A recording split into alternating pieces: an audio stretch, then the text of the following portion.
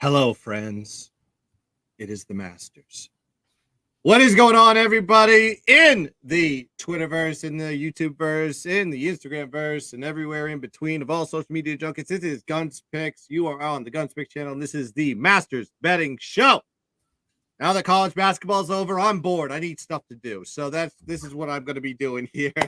And of course, I can't call myself the expert of golf betting, but I knew a guy that has done it for years, has been successful for it for years. I'm bringing him on, and this is my guy right here, Jeff. You can find him on X at Jeff MCG88. Give him a follow for all your golf future needs. Jeff, what's going on, buddy? How you doing this afternoon? Not much, Guns. Looking forward to this week. Hoping the weather holds well tomorrow. We don't get delayed too long, and seeing some golf, and hopefully, a close finish on Sunday with some high drama. Yeah, I mean, we're gonna this show is gonna be dissecting everything in between. We're gonna talk about the weather. We're gonna be talking about the course. We're gonna be talking about the do's and don'ts of betting. We're gonna give you strategies on how to do this, and of course, we're gonna give our picks and selections that we like for this beautiful tournament. But I want to start this off right. Like and subscribe to the GunzPicks channel if you don't do so already, and please get into the chat. Ask any questions that you want. We got an expert here. He's been watching the golf. He's got eyeballs, boots on the ground, so to speak. So bring all your questions. We'll bring the best answers as possible as we go through the show. But we got to talk about the course itself. So I want to start with the weather on this one. So I'm hearing a little bit of afternoon rain on Thursday that could, delay things a bit, move things to Friday, especially if you've got tee times in the afternoon. What are you seeing as far as the weather that we're looking for in this tournament this weekend? So it looks like it's going to start sometime overnight, early morning hours. And I just saw probably about 10 minutes before we went on here, they've already delayed entrance tomorrow for the patrons. They said they'll have an update no later than 5 a.m. in the morning as to a better time when they might enter. So it sounds like they're already preparing for a slight delay in the morning, which is going to push back tee times. The other thing with tomorrow is not just the rain. The winds look absolutely brutal. Usually you try to have, ideal conditions for these golfers, but they're looking at 20, 30 mile an hour gusts that could play a factor if in fact they do play during that time frame.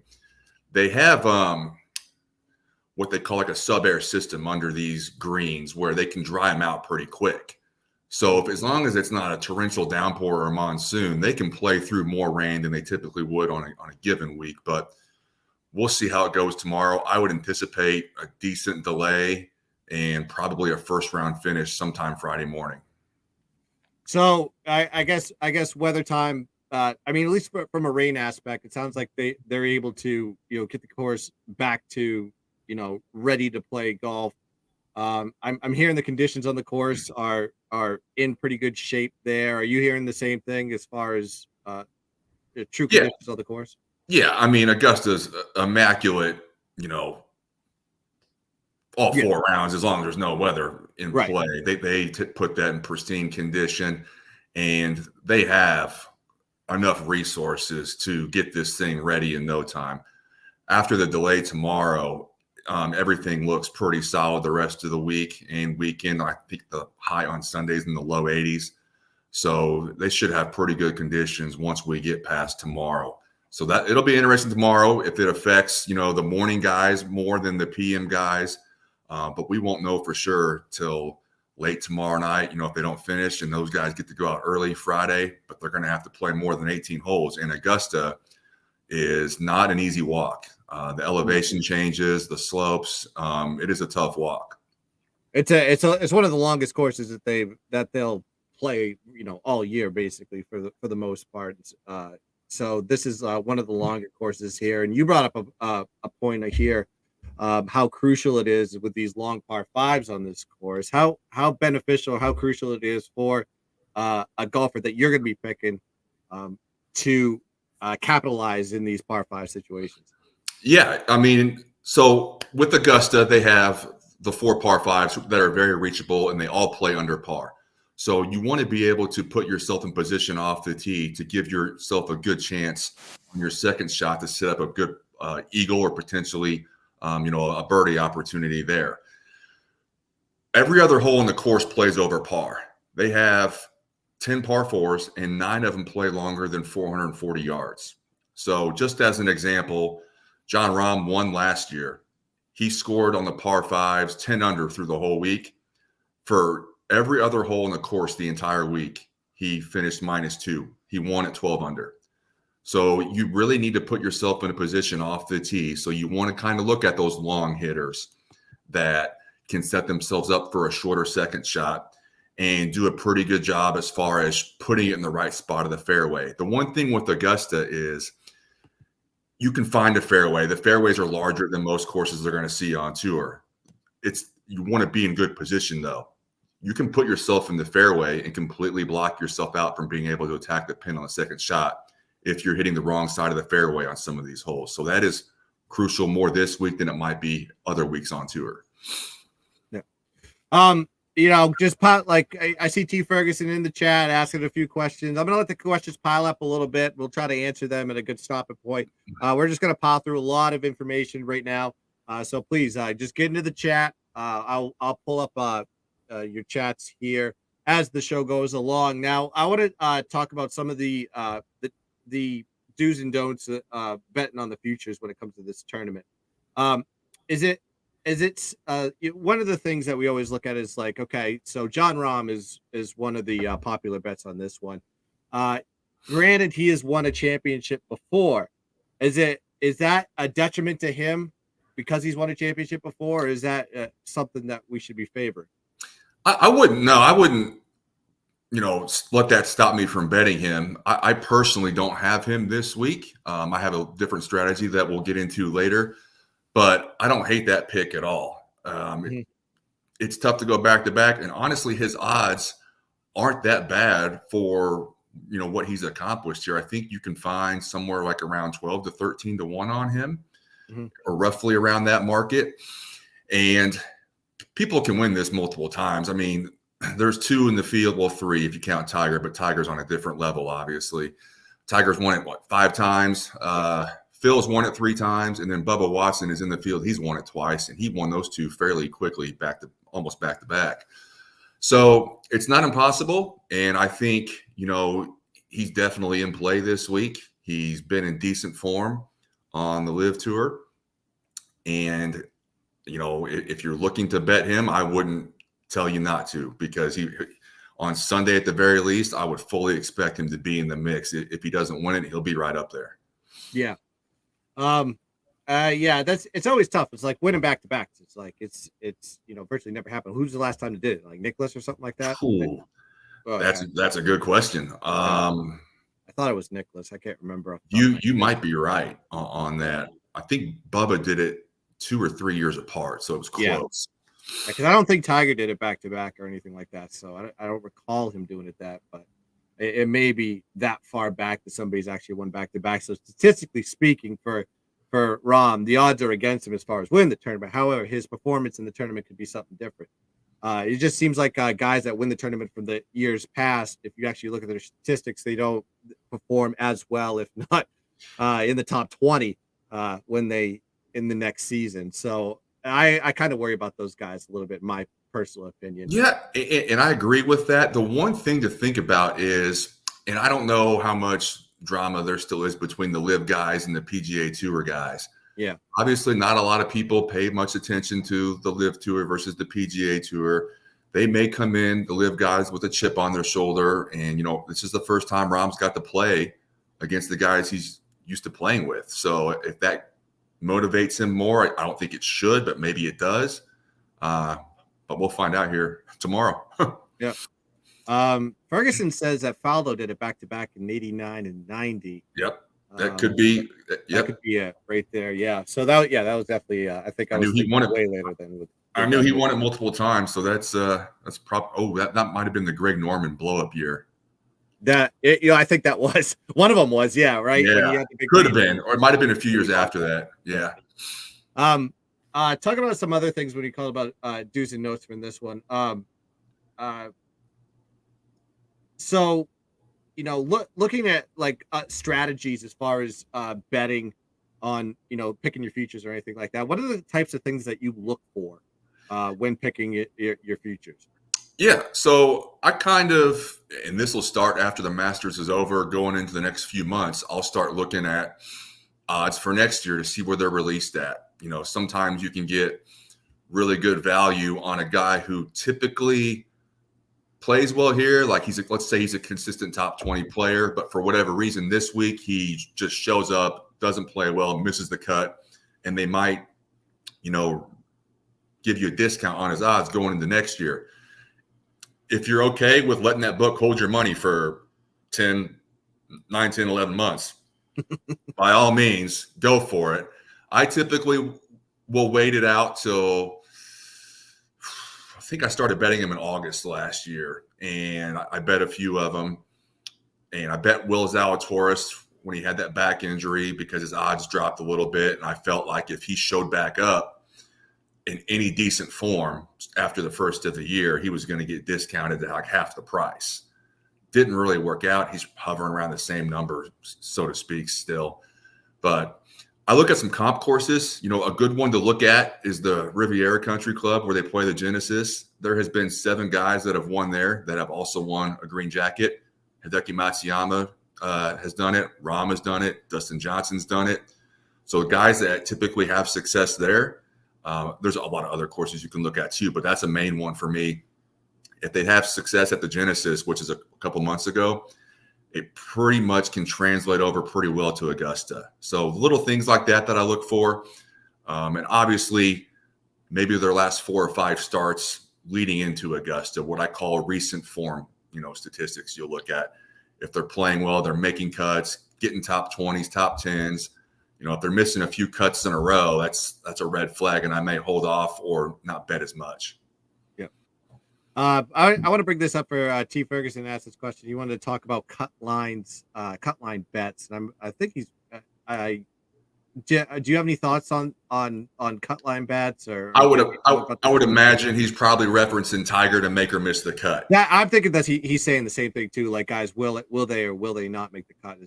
Yeah. There's a lot of juice on those. I personally, to make the cut, I laid a little bit of juice on Keegan Bradley and Sung J M. I think Sung J was around -200 and Keegan was -175. Mm-hmm. So how this works this week is there's 89 golfers in the field. You have some amateurs who probably aren't going to be competitive, and you have some past champions that only play this event. So you can take that down to about, I think, 79 or 80 guys that are legit still playing professional golf at some capacity. And from that, they take the top 50 in ties. So if there are 5 guys that are tied for 50th, all 5 will get in and 55 guys will make the cut. So Tiger was hovering around even money to make the cut. Yep. He's made, I think it's 22 or 23 in a row. He's trying to break Fred Couples' consecutive cuts streak made this week. Yep. So I'm sure that's in the back of his mind, but obviously not the most important thing. He still wants to compete and probably thinks he can win. If you're going to make a bet on Tiger Woods, that would be the only one I make to make the cut. Right. After what he's been through with his health, his legs, and this course being, like we talked earlier, being a long walk, I just don't think his body can do it for 4 days. Can he go out there tomorrow and shoot a 68, 69? And then maybe back it up with an even par round on Friday? Yes. And be a couple under going into the weekend. But after that, typically when his body just can't take it and it affects his game. Yeah. And the fact that he's only competed like once and he dropped out somewhere for illness or something like that. So he hasn't even like played in any tournaments this year. Correct. Yeah. I mean, as far as, rust, he's going to have it, playing professional golf on the tour is a lot different than kicking it around in your backyard in the country club in South Florida. Yeah. Very different type of mentality, especially, got the crowds around there. And it's a different type of golf than just going to play out on your own. Some other strategies is looking into this. It was is there any guys that like towards like round 1 that you would be like, yeah, I like to take these guys in round one, especially at the Masters, or do you just kind of wait and see and then start making decisions in the second, third round? So I played some first round leader guys who have been able to go low here, but may not necessarily have been able to put it together for 4 rounds. I'll just say Sung JM was first round leader a couple years ago, and I was on him then. I went right back to him this year. He just always puts himself in a position where he makes some stupid mistakes at some point during the tournament and takes himself out of it. But you want to look for guys, if you look through past years and like if they've had a low score, like you'll see somebody that might have shot like a 65 and then they're like, well, how'd they finish 22nd place? And then you'll see, well, they shot 74, 75 on the weekend and took themselves right out of it. Yeah. So you can probably get decent odds on those guys. I mean, obviously you can bet Scotty and Rahm and Roy at the top of the board, but for first round leaders, I like to go a little bit down the board and get some better value on that. For round one matchups, I don't specifically have any I've played so far. I played a lot of 3 balls. So if you're not familiar with that, the 3 balls are the threesome you're in, and they have to beat both guys. If they tie with one, it's a dead heat rule. If they tie with both, it's just, voided. So I played 7 of those, and you get a little bit better value, and they just got to beat one more guy. I got plus money on all but one of them. I think I took Rahm, who was minus 105 in his group, to beat the 2 guys he's playing against. Okay. That's a good way to look at it too. I never thought about looking at a 3 ball. So yeah, I usually like if it's one day, I usually just pick the matchup between whatever's offered from the book. But sure, yeah, 3 ball is another way to look at it too. If you think this golfer is going to have themselves, top 10 leaderboard day, and he's got 2 guys that are probably not even in contention or will work themselves out of contention. That's a good. Yeah, like, and I forget who it is, but whoever is in Tiger's group, I forget the other 2 he's playing with. I took the favorite in that group because I just don't think Tiger is going to be a factor in that. Now watch him go out and shoot a 65 tomorrow. It's like red. Yeah, it's a red shirt. Sunday Tiger. If he comes out, if he comes out wearing red tomorrow, I'm screwed. Yeah. If he wears red just to get the momentum going. Ferguson likes Cam Young as a first round bet. I believe he was referring to. Is that a guy that you would think would come out swinging in the first round? Yeah, so that is a good pick. It's a very popular pick this week. He has some low rounds and is very capable of that. He's one of the longest hitters on tour. If there's a guy that can attack some par 5s with his distance, he is right up there with Bryson. Joaquin Niemann is another long hitter. And you can get good value on Cam. I think he's somewhere in the 40s, maybe high 30s, low 40s for a first round leader. It'll just depend on the weather. Like, some of these guys may get screwed, or it very well may play evenly out. We'll see how it goes. Do you think him being such a long hitter and stuff like that, with the win factor playing into the course tomorrow, that would be more benefit? You think that'd be more beneficial towards his style of play than some of the other guys that are more approach oriented? Yeah, depending on what holes on these par 5s and where the wind's coming out of, that'll be something to see. The other thing that they might try to do is keep the ball flight down. Some of these guys hit it so high and the wind just gets a hold of it. So that's going to have to come into play for a strategy for these guys. The good thing is, that, like I said earlier, the fairways are pretty wide.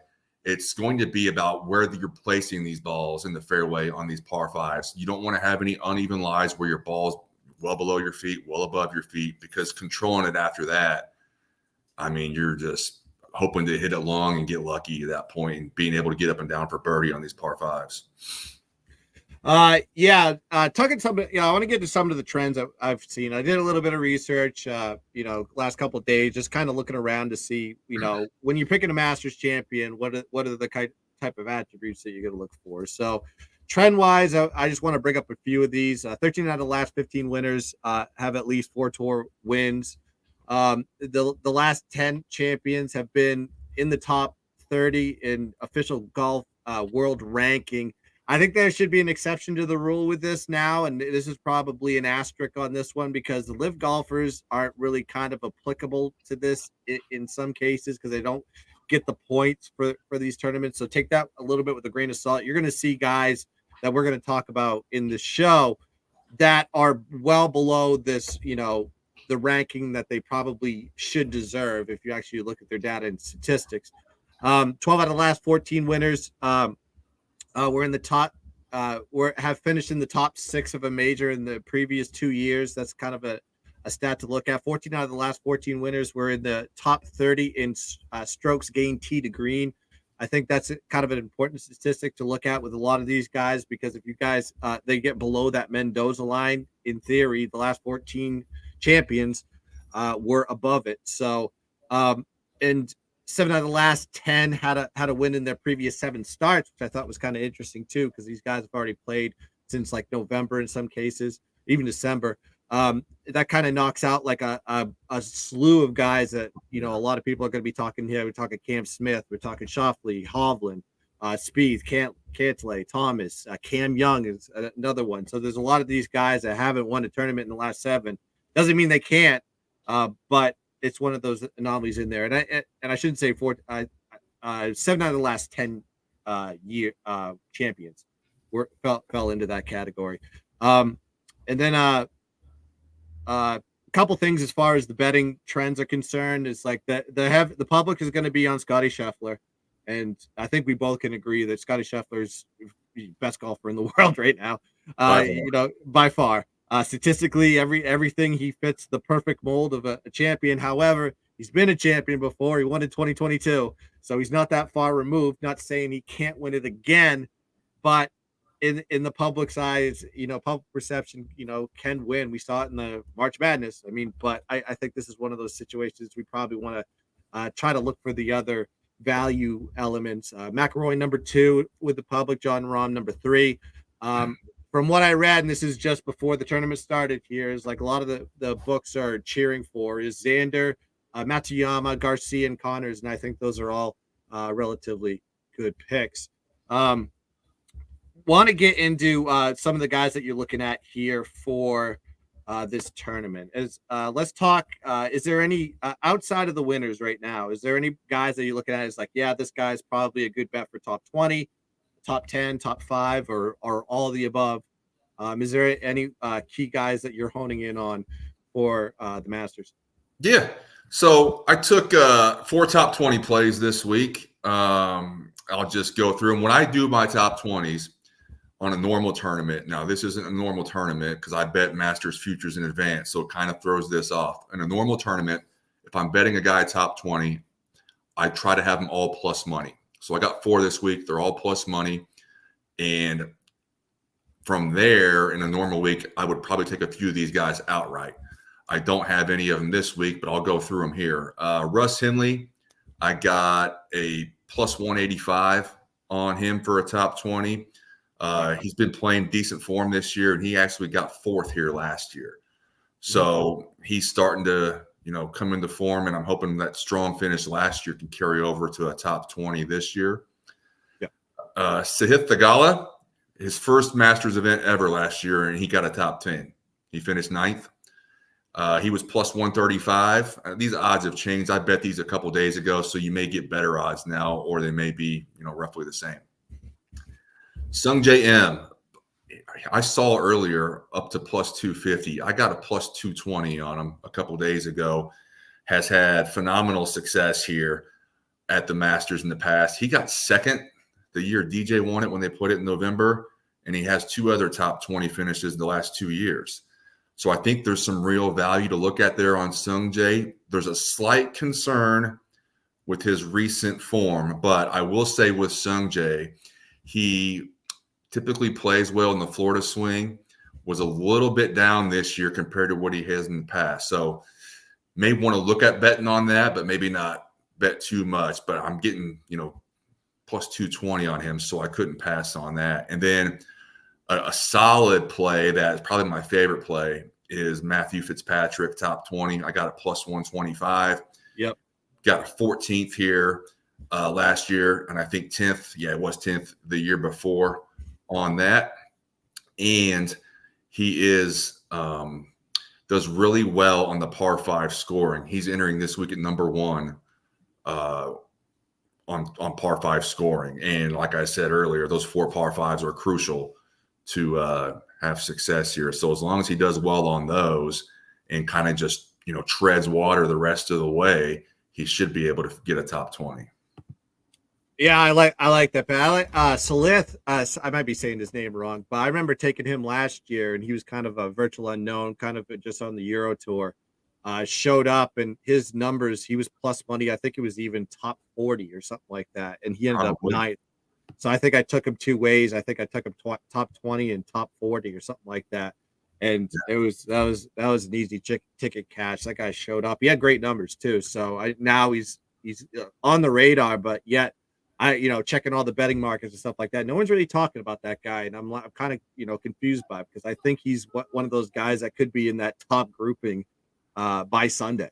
If he has a good round. I mean, he has that capability, and he's played relatively well so far this season. I like that Russell Henley bet. I have it at top 20 finish plus 160 as well. He has 3 top 5 finishes this year. 4th place at the Valero in his recent tournament. He finished 4th in the Masters last year, like you mentioned. Finished in the top 20 at the Masters in 4 out of the last 5 tournaments. Finished 30th in 2022. That was his worst finish. His work around the greens will be key as his strokes gained there last. He did well there as part of his success was around the greens. I mean, he did very well, and his putting was great there as well. So I think in those key attributes, if he's strong in those 2 categories, you're going to see him in that top 20. And I like Russ Henley a lot, but I'm not going to take him to be top 10. I'll take him. And I'm getting plus money on it at plus 160. That's kind of like what, some of these guys, you just got to put them in placements. It's, don't get too crazy. It's better to be more conservative than be like, take a Tiger to win the tournament at 140 to 1 is probably not the direction you want to go in this one. Tech 29 in the building goes, why do golfers carry a spare of trousers with them in case they get a hole in one? Well, I'll give him the horn. Yeah.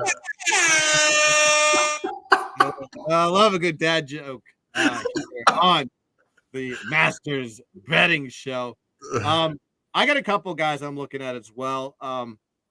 I have a weird one here, and I want to get your thoughts on this. So a lot of my bets are kind of geared down to probably like 3 guys. That's how I usually that's usually my strategy going in this one. I'll talk about my best bet near the end of the show, but Joaquin Niemann, I got him as top live golfer at plus 550. I got him as the top 10 finish at plus 210. Really, you look at his numbers, he's consistently improved in the Masters ever since 2018. He didn't make the cut in 2018. 2021, he got 40th. 2022, he got 35th. And then last year, he got 16th. So he's continually climbing that ladder up the leaderboard in Augusta. And and you look at his stats this year, he's played his best golf. He's won 2 Live Tour tournaments, finished in the top 5 in 4 others. 9th in his previous tournament. His worst finish this season was 30th in Vegas. He's ranked 5th in shots gained tee to green. And then you look at the live golfers that he's got to go against. He's got a stout crew. He's got Rahm, Koepka, Cam Smith. He's put DeChambeau in there, but he's never done well at the Masters. No. But I think get him at plus 550 has got value, especially the way that he's playing right now. Any thoughts on that one?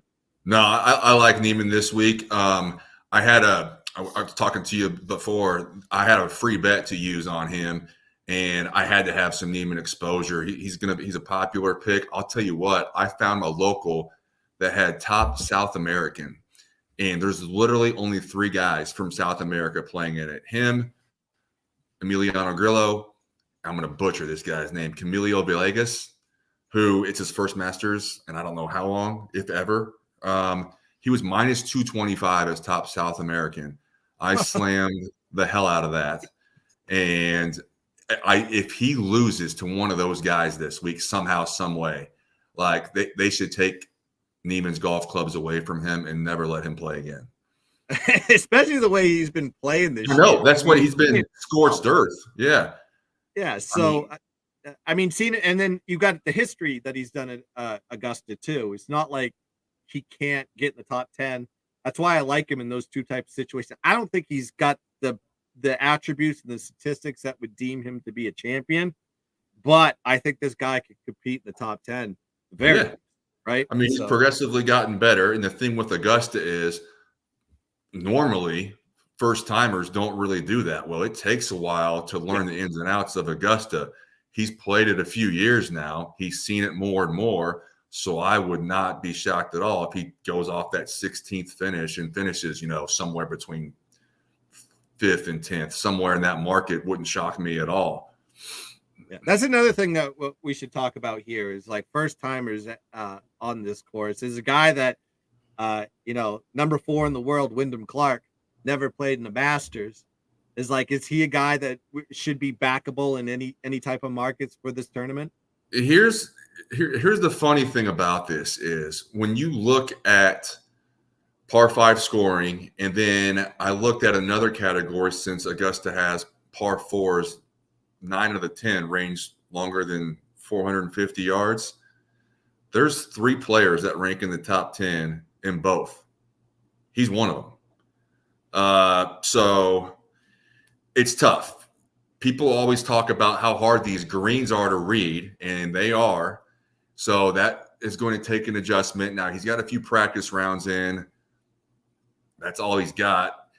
And then the other thing is you don't have to be a good putter to win here because you can look at Hideki Matsuyama and Scotty Scheffler. Horrible putters, but they have success here. So it's kind of a double-edged sword. I would consider Wyndham for a replacement, maybe a top 20. I do not think he's just going to show up and go scorched earth and win this thing on his first try.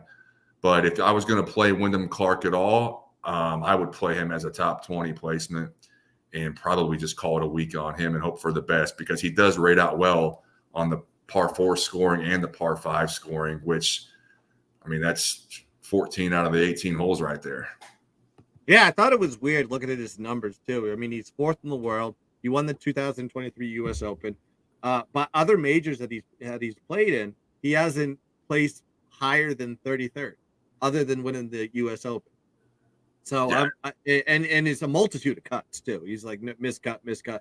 I thought that was kind of interesting. Granted, I can't knock his numbers, like you said. It's like you just brought up some key points on there that would benefit him on this course. He's never played there before, so from my perspective, like you said, maybe a top 20 at best.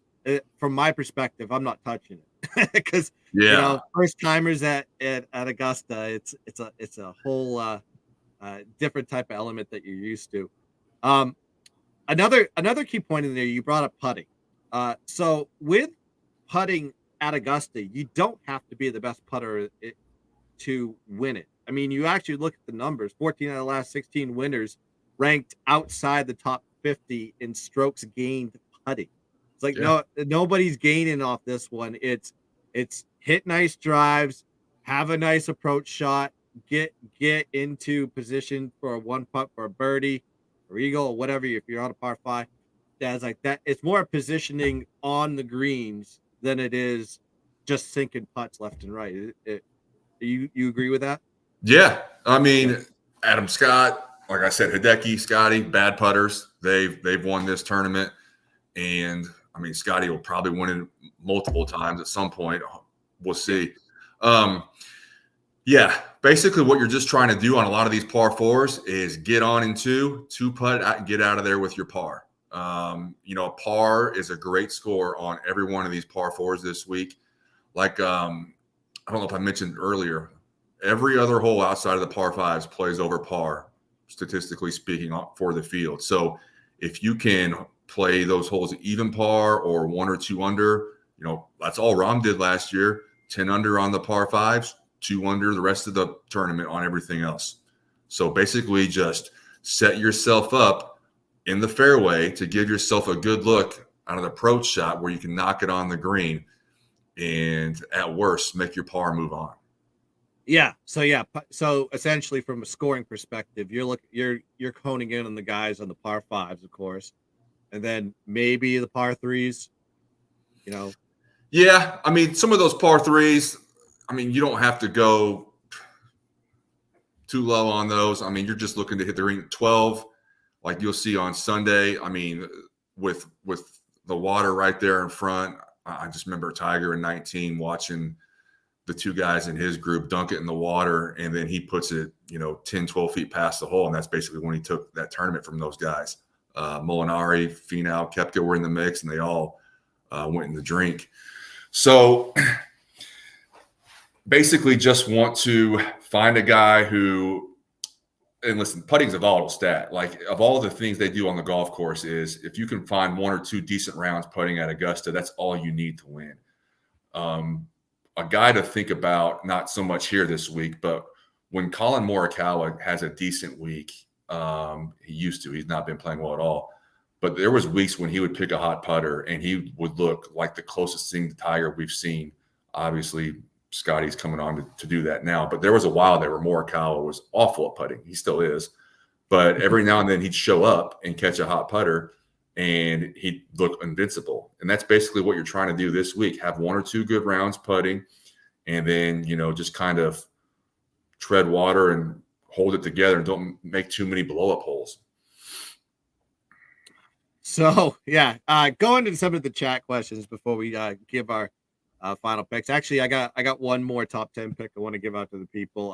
Do you have any more non-winning picks, or do you have any more like top 10? Top 20? I went. It's going to be tough, and I wouldn't strongly encourage these because of the weather tomorrow. But for first round leaders, I took a few guys. I took Xander. He was 22-1 when I got it. Hideki 28-1. Joaquin Niemann 30-1. And then I took Russ Henley 55-1. Sung J M 66-1 for the first round leaders. And then I mentioned the three balls earlier. I mean, there's a lot of them. I don't really want to get into all that. But what's your favorite one? Just give me your favorite one of the three balls. I took, let's see here. Man, this is tough. Probably the Jon Rahm -105. I just like where he is, where his game is at, and I'm not paying a whole lot of juice for Jon Rahm to beat two other guys that are in his group. Now, they are, I'd have to actually look up. Let me see here who they're playing. While I do that, who's that top 10 bet you have? Yeah, so the top 10 bet that I got, so I talked about, actually, I like Schauffele. I got him in multiple ways. I'll talk about the win for a second because I got that one as well. But I got him at top 5 plus 300. I got him at plus 140, top 10. These are lines that I got yesterday. So, I mean, these, there may be a little bit of movement on these by the time we get to, tee off in the morning. I'd probably grab them tonight. Those are the ones that I like. And I, of course, Neiman, I mentioned, I got him at top 10 finish at plus 210. And then the other one I just got is the top 20 finish for Russ Henley, which we already talked about as well. So those are the picks that I have so far. And I was looking for, the guy that we talked about. I'm gonna butcher his name, Sleelith. So I'm probably gonna look for something on him. And there was another golfer in there, but anyways, I'll post these on X when I have my finalized card and everything. Rod Steele comes in here with an interesting one. This is an amateur. I don't know if we should be taking amateurs in this tournament, but nonetheless, he likes 1,500-1 on Lamprich. Do you got any thoughts on this guy? So there's a top amateur market, and he's the favorite for that. And yeah. I know the guy that just chatted that, and he always looks at ridiculous long odds plays and puts them out there jokingly. So I can't imagine he's being serious. So, yeah, top amateur market. He's the favorite. You can probably get, I think he was around 2-1 on that. And then there's a couple other guys. It'll be tough. That's always an interesting bet to make. I took Stuart Hogstead. He was plus 333. So that's who I took in that market. So I'm against our boy Rod there. So we'll see who ends up winning that battle. And then that Rom 3-ball bet, now I remember why. He's basically playing heads up against Fitzpatrick.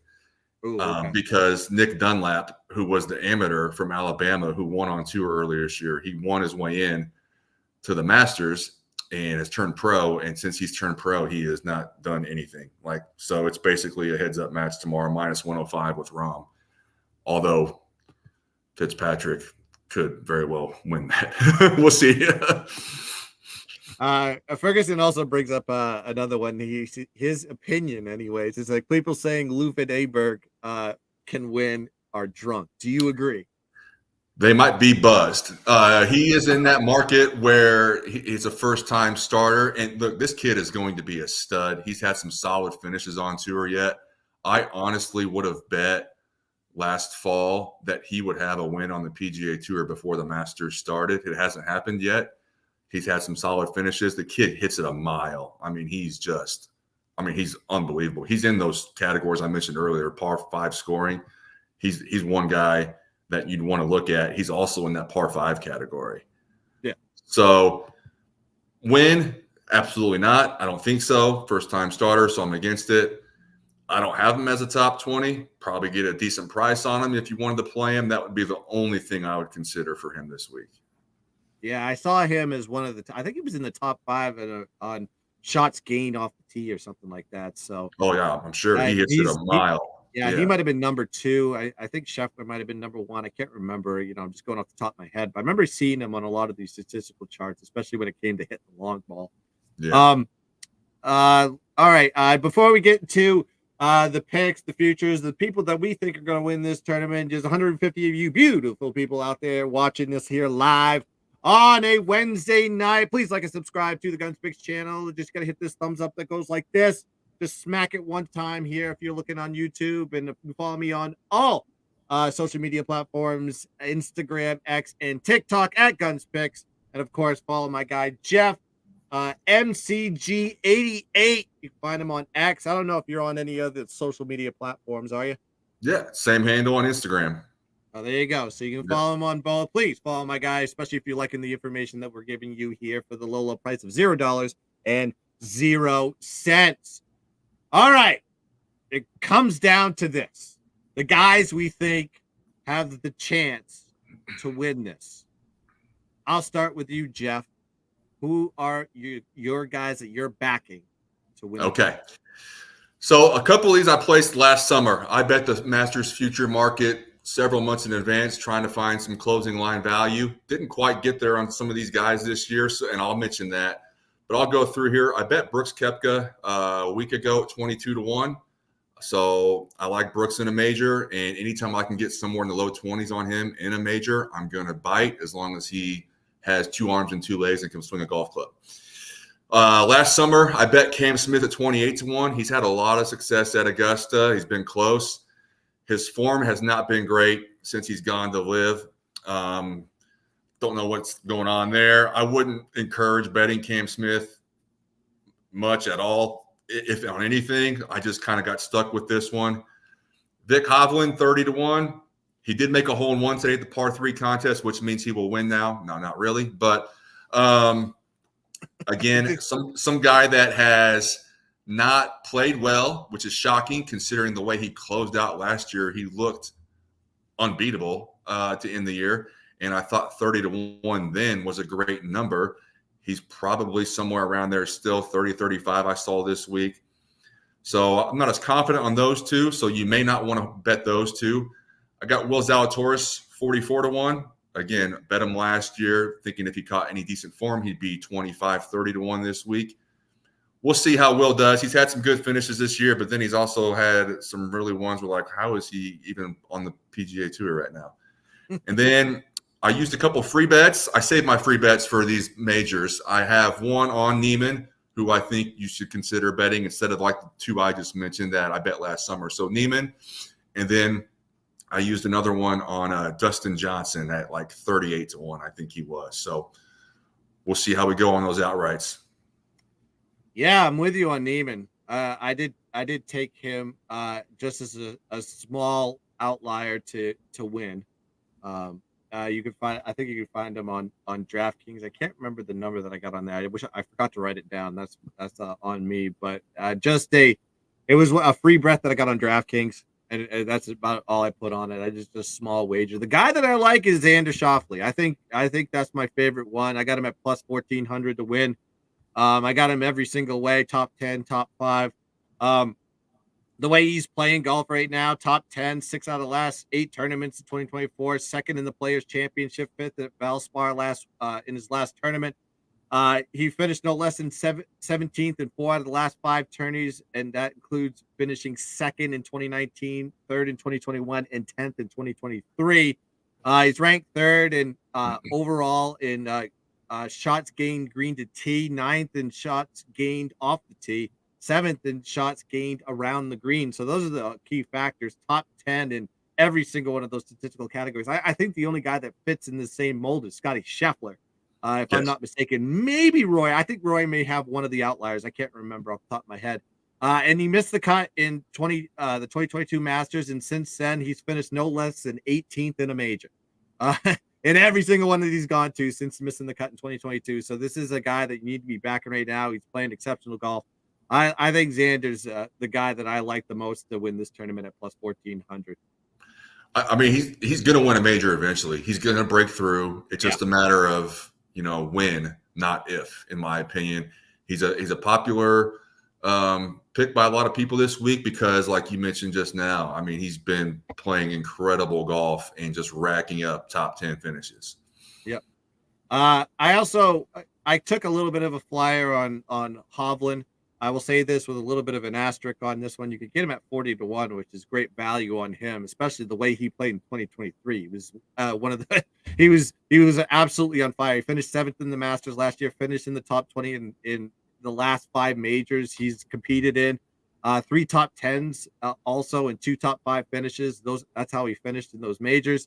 But he's underperformed in the last 5 tournaments, finishing no higher than 19th in 2024 tournaments. So he's had some difficulty in his regression on approach shots and around the green that's caused his shots gained, which was he used to benefit off that one highly. And now he's in the negatives on this one. So he's having some trouble with that. But if you look at, he just basically he skipped the tournament. He hasn't played in almost a month.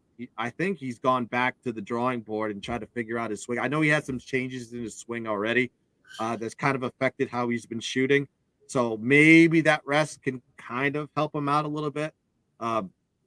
It's worth a flyer. If you can get a free bet from some of these books, I mean, they're offering promos left and right for the Masters.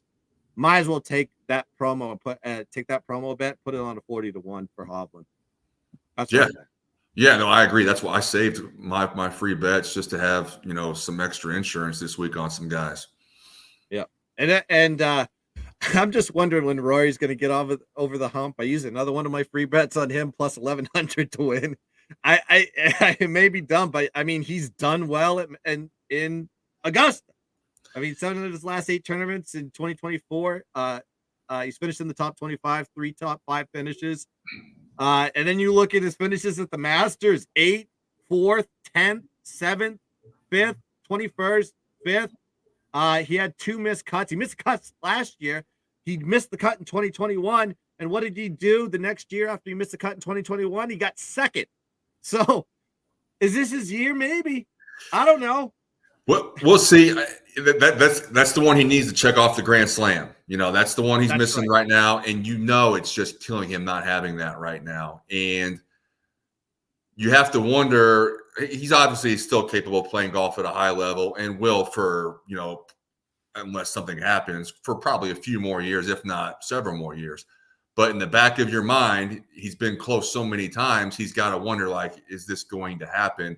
My window is still open, but it's gradually going to start closing here in the next couple of years as he gets a little bit older.